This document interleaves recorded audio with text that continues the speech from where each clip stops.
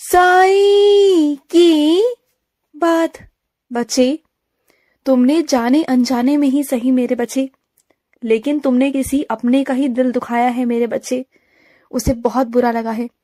तुम्हारी मंशा नहीं थी वो, तुम्हारी वो चीजें नहीं थी, तुमने जानबूझकर कुछ नहीं किया, लेकिन जाने अनजाने ना तुम उसे दुख दे गए मेरे बच्चे।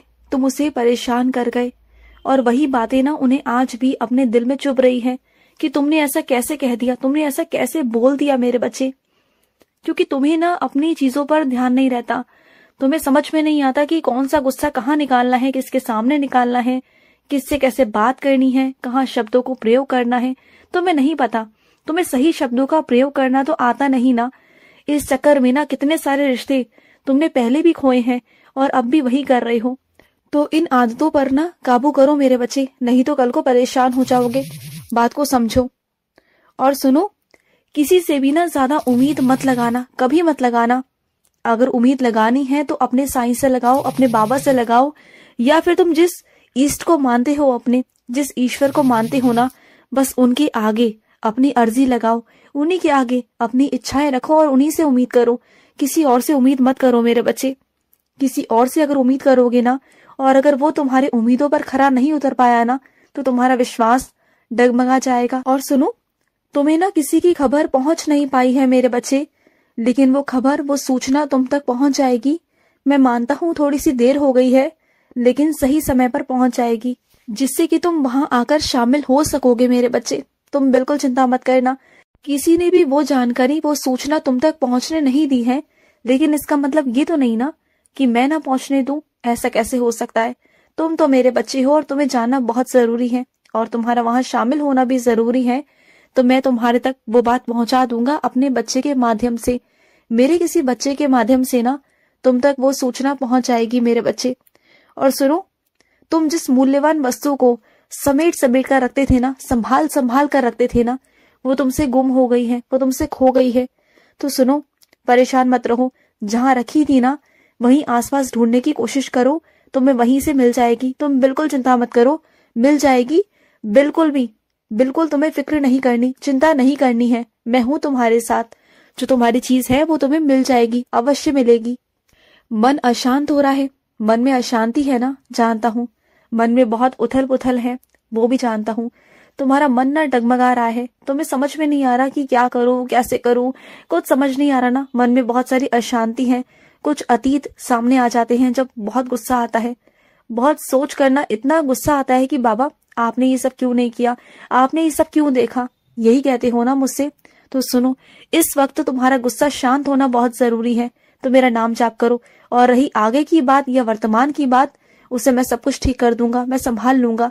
तुम सब कुछ मुझ पर छोड़ दो, अपने बाबा पर छोड़ दो, ठीक है?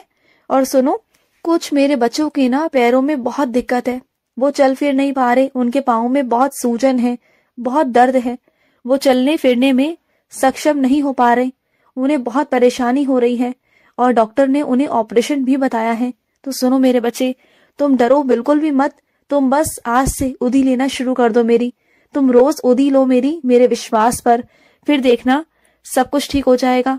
और इस हद तक मैं ठीक कर दूंगा ना कि ऑपरेशन की नौबत ही नहीं आने दूंगा मेरे बच्चे, बिल्कुल नहीं आने दूंगा। और सुनो, अगर कोई तुम्हारे यहाँ पर नौकरी करता है, कोई तुम्हारे यहाँ पर काम करता है, तो इसका मतलब ये तो नहीं ना मेरे बच्चे कि तुम उसकी बेइज्जती करोगे, और बेइज्जती करोगे वो भी तीसरे इंसान के सामने। कितनी गलत बात है ये, तुम जानते हो ना किसी इंसान को कितना दुख पहुंच सकता है। हाँ, मानता हूँ तुम्हारा ओहदा बड़ा है उनसे, लेकिन इसका मतलब ये तो नहीं ना कि इज्जत तुम्हारी ज्यादा है उनसे। इज्जत तो बराबर है ना, हर इंसान की इज्जत है, हर इंसान का ओहदा है, हर इंसान का काम भी है, लेकिन इज्जत सबको प्यारी होती है मेरे बच्चे, सबकी इज्जत सबको प्यारी है। तुम किसी की बेइज्जती नहीं कर सकते, ये बहुत गलत चीज है मेरे बच्चे। जैसे तुम अपनी इज्जत को बचाते हो ना, अगर कोई तुम्हें आकर सबके सामने डांट लगा दे, तो क्या तुम बर्दाश्त कर पाओगे? क्या वो अपमान तुम सह पाओगे? नहीं सह पाओगे ना। तो इसी तरीके से मेरे बच्चे, वो इंसान भी है ना, उसे बुरा भी लगता है ना, उसे भी अच्छा नहीं लगता ना। वो तो अपनी तरफ से अच्छे से अच्छा करने की कोशिश करता है। अगर कभी उसे भूल चूक हो गई या कोई गलती हो गई तो माफ कर दो ना उसे, क्या हुआ, है तो वो इंसान ही ना। क्या तुमसे कभी कोई भूल नहीं होती? क्या तुमसे कभी कोई गलती नहीं होती? क्या तुम बिल्कुल सही हो, बहुत योग्य हो? मैं तुमसे जानना चाहता हूँ, तुमसे पूछना चाहता हूँ, क्या हर काम में तुम योग्य हो? नहीं ना, तो फिर क्या हर काम को तुम बहुत सही तरीके से कर पाते हो? क्या जिंदगी में तुम कभी कुछ भूले नहीं क्या करना? बोलो। सिर्फ इस चीज का घमंड है ना कि तुम मालिक हो और वो नौकर है। ये बहुत गलत बात है मेरे बच्चे। मुझे तुमसे यूं उम्मीद बिल्कुल भी नहीं थी।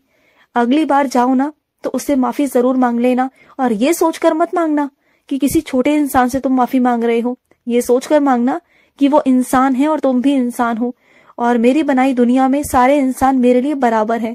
समझ गए ना? तो आइंदा से किसी की बेइज्जती करने से पहले, अपमान करने से पहले ना 10 बार सोच लेना। और मैं अपने कुछ बच्चों को ना बहुत सारी शाबाशी देना चाहता हूँ।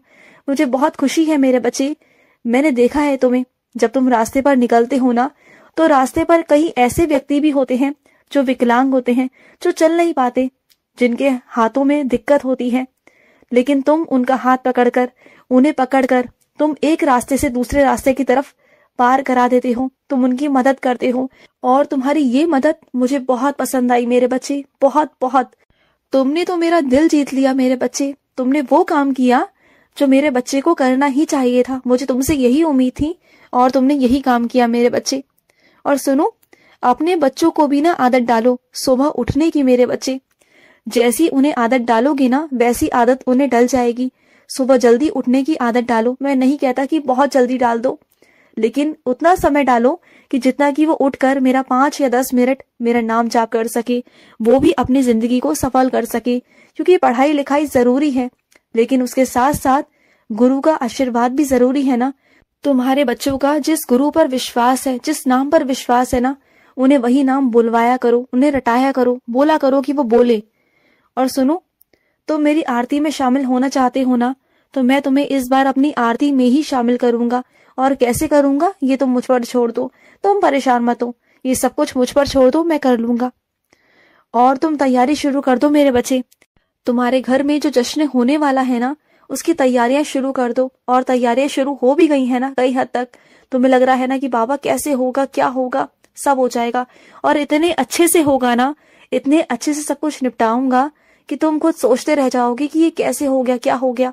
और तुम्हें खुद पे अपने ऊपर आश्चर्यचकित होगे कि वो सारा भार तुमने अकेले ने संभाल लिया। इतनी शक्ति दूंगा तुम्हें, इतनी शक्ति दूंगा कि तुम सारा भार, 10 लोगों का काम तुम अकेले संभाल लोगे, तुम देख लेना। और सुनो, जब बाजार जाते हो ना तो सूची बनाकर जाया करो। अगर एक बाजार का काम होता है ना तो बार बार चक्कर ना लगे मेरे बच्चे, क्योंकि तुम एक बार जब सामान लेने जाते हो ना तो फिर भूल जाते हो, फिर दोबारा से लेने वहीं जाते हो, फिर दूसरी तीसरी बार फिर वहीं भागते हो तुम बार बार। एक काम को करने के लिए तुम एक जगह पर ही कम से कम 2 से 3 बार हो आते हो। ये तो बहुत गलत है ना। तो एक काम किया करो ना, तुम्हें अगर याद नहीं रहता, कोई दिक्कत है, तो तुम ना पहले से ही सूची बनाया करो कि इस बाजार की ये काम है, उस बाजार का ये काम है, तो तुम्हें कभी दिक्कत नहीं आएगी और एक ही बार में तुम्हारा सारा काम होगा और तुम्हारा वक्त भी बचेगा। मेरी बात को गौर करना, मैं तुमसे कह रहा हूँ मेरे बच्चे कि तुम ना अपने वक्त को बचाना सीखो। और जितना तुम वक्त बचाओगे ना तो उस वक्त में तुम और भी अपने कुछ अलग काम कर सकते हो। जो तुम्हारे बहुत दिनों से अटके हुए काम है ना, तुम उन कामों को निपटा सकते हो। इन कामों की वजह से ना, ये फालतू कामों की वजह से तुम जो अपने जरूरी काम है ना वो नहीं कर पा रहे हो, तो उन कामों को करो। और सुनो, किसी भी कागज पर ना बिना सोचे समझे, बिना पढ़े उस पर अपने हस्ताक्षर बिल्कुल भी मत करना।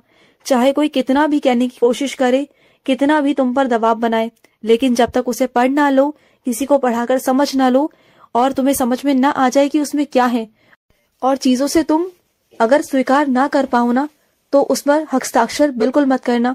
अगर तुम स्वीकार करो, तुम्हें लगे कि हाँ ये सही है, तभी उस पर हस्ताक्षर करना। ठीक है? खुश रहो। आज का साई संदेश समाप्त हुआ।